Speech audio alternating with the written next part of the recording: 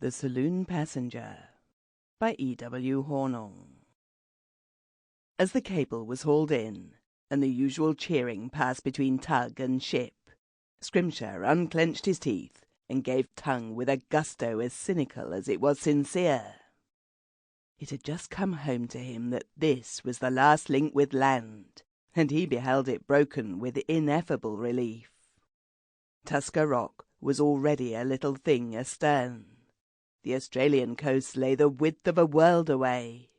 The captain did not expect even to sight any other, and had assured Scrimshire that the average passage was not less than 90 days. So whatever was to happen in the end, he had 3 months more of life, and of such liberty as a sailing ship affords. He descended to his cabin, locked himself in, and lay down to read what the newspapers had to say about the murder. It seemed strange to Scrimshire that this was the first opportunity he had had of reading up his own crime. But the peculiar circumstances of his departure had forbidden him many a last pleasure ashore, and he was only too glad to have the papers to read now, and a stateroom to himself in which to read them. There was a heavy sea running, and Scrimshire was no sailor. But he would not have been without the motion, or even the effects upon himself. Both were an incessant reminder that his cabin was not a prison cell, and could not turn into one for 3 months at all events. Besides, he was not the man to surrender to a malady which is largely nervous.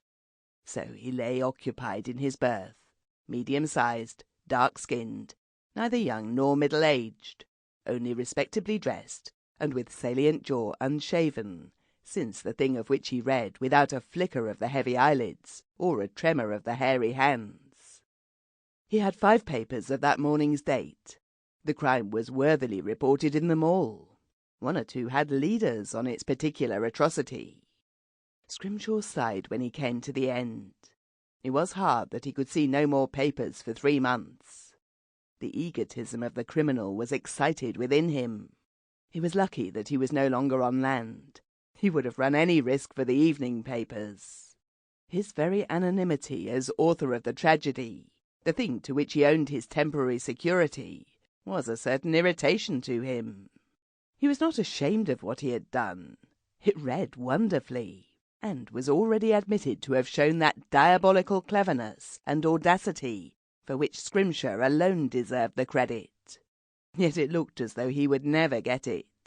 Thus far, at least, it was plain that there was not a shred of evidence against him, or against any person upon earth.